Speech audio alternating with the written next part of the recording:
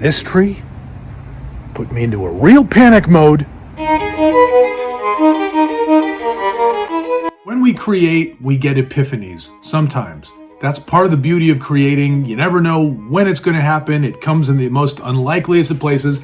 And this cypress tree really just happened. I don't know exactly what the plan was, but I took to it and it just started to challenge me, and it was a beautiful thing. Hello, you happy haunters. Welcome back to the Ghost in the Gaslight Gauntlet series. This is a place where this artist gets to challenge himself, and hopefully you reap some of the benefits. So I had a hankering to do a sketch. There's this cypress tree that towers over my driveway, and I pull in, and I always admire its beauty. As an artist, I'm always visually drawing everything I see, whether it's a person, whether it's a still life, or as a writer, I'm formulating a story in my head. One day, I looked at this tree, and I just thought, I am gonna do something with that tree. I don't know what it is. So real quick, we'll go over the utensils, the tools.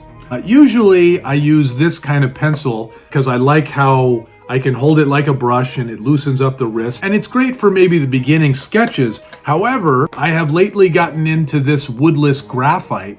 This one goes a bit darker than the one I just showed. So that's always fun. It gives me more to play with. I got into using my finger to rub the lead around. I'm still using this same paper, which has forced me to use that blurring effect that you can get when you smear the lead around. It does not allow me to use one of these very effectively. This eraser kind of starts taking some of the paper off. That was another challenge that is part of why I keep coming back to this. I can explore all the possibilities of working with pencil sans erasing. These four tools: the paper, this pencil, mostly this woodless graphite, and my finger. Let's do this.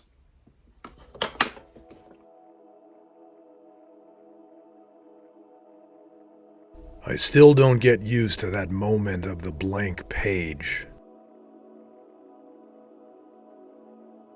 I would think that at this point I could savor it. Oh wow, soon there will be a finished piece on here. I will look at it and say, it's done. But right now, it's blank. I'm about to create the latest thing to be proud of, or something like that. But no, I am inwardly holding off the rising sensation of dread and panic, failure. I am mortified staring at the blank space, which is kind of funny. I'm usually wanting to conquer it. I always want to conquer the clean slate and begin quickly.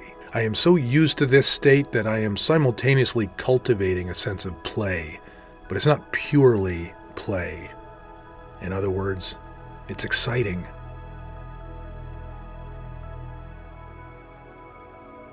There is a race against time in the beginning. I'm trying not to get attached to any ideas. That is where I feel most free, because soon, before you know it, you will become attached to an idea, the idea of the piece. You have to, in order for it to become fleshed out and cohesive.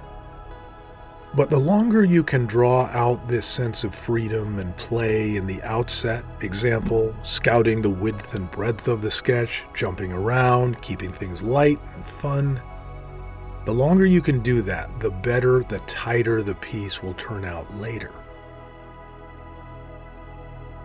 I do enjoy tackling a tree for sketching. They have a lot going on, and they always teach me something new.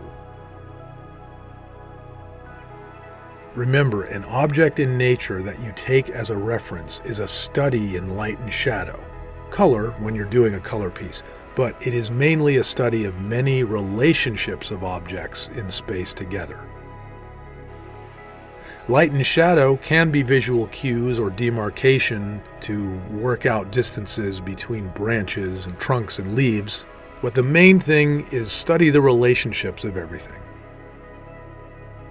So make a concerted effort from the beginning to plan how they all fit next to one another. This will save future mistakes. We have two main trunks here, for instance. We have various thin branches that divide each other. We have the boughs and the tufts of leaves, if you call them that. Just keep dancing all over the place before you get mixed up in the detail.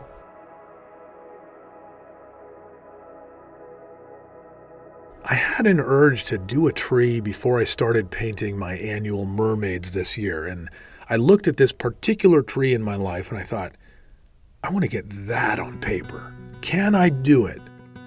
Looking at the photo, I now ask, what was I thinking? There's so much going on and there's so much overlap.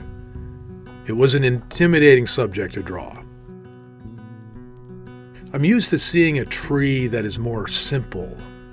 And now after doing this piece, looking back at why I chose the simpler trees before, I think I'm used to a tree subject wherein I already see the sketch as I'm looking at the tree itself. I already know where to start. And this is why I put this in the Gauntlet series. This is why it was such a challenge for me to do. I couldn't see how on earth to begin the sketch. So there was only one thing left to do. Sketch it.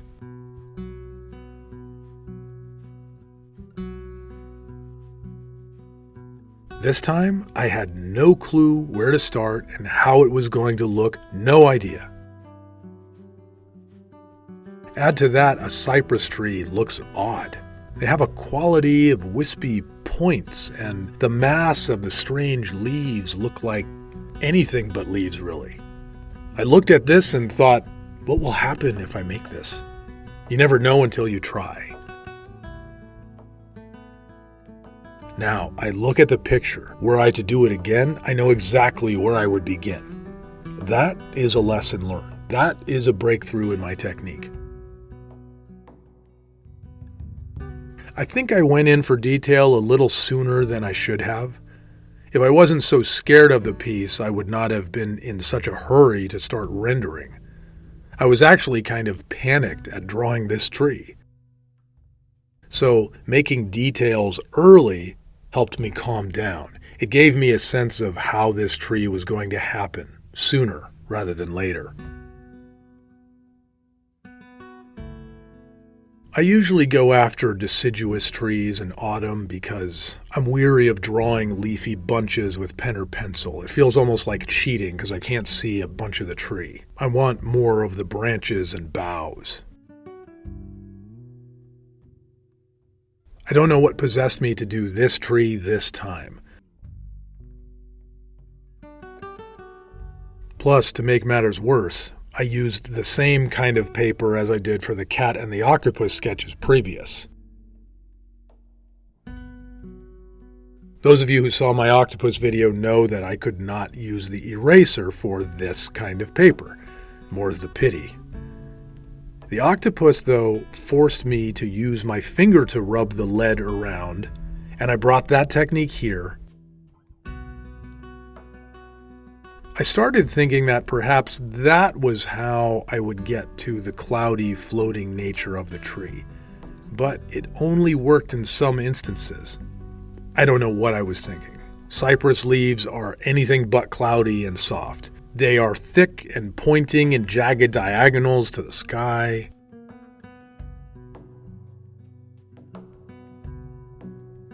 This was the second stage of my panic mode.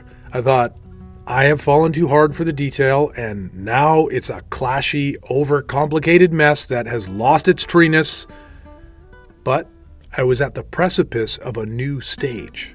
Luckily, I was using woodless graphite. And this piece taught me to use a technique to flesh out its strange masses of dark and wispy leaves.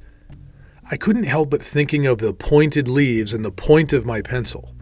Then I used the side of my pencil. Yet another technique I was not used to, but at just the right time, my artist instinct took over and my hand found itself adjusting the pencil accordingly. I used it now like crayon or charcoal.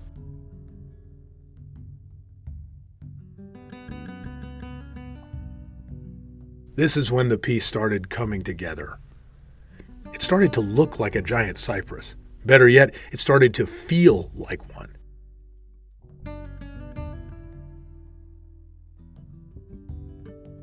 The cypress tree is a very transportive organism, I find.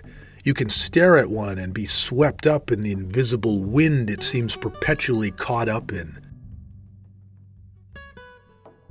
They are perfect upon gale-swept ocean cliffs and seem to evoke that same epic wind, whether they are in the cemetery or looming above my haunted abode.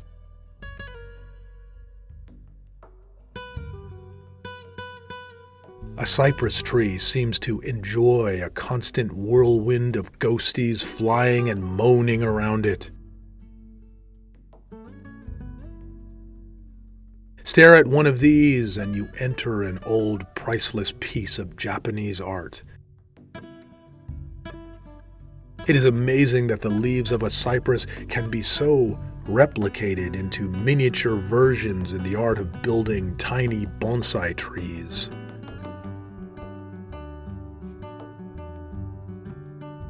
I marvel at the ingenuity of mankind to invent this inspired art at the intersection of planting, gardening, and sculpture.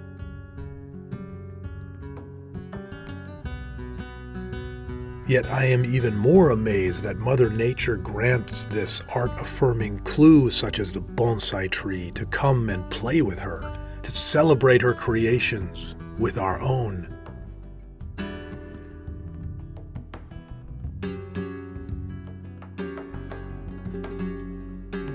And here I am, making this miniature, gigantic cypress with merely lead and paper, discovering her clues and new techniques within myself.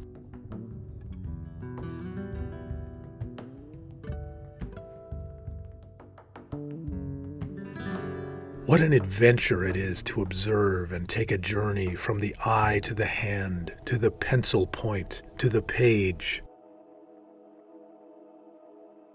I cannot help but feel that the slight sense of satisfaction I have after finishing the piece is perhaps akin to the delight Mother Nature feels at her own creation. Or perhaps she, like the wide world, the haunted, alive universe all around me, is delighted to be beheld and observed, and maybe especially by an artist.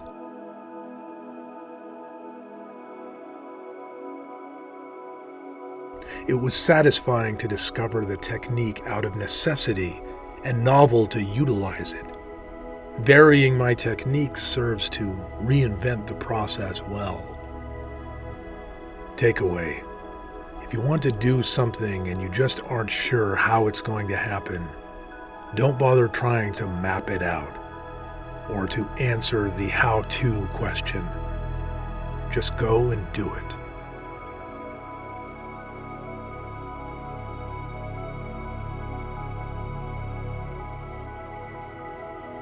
All right, and that is my first ever cypress tree.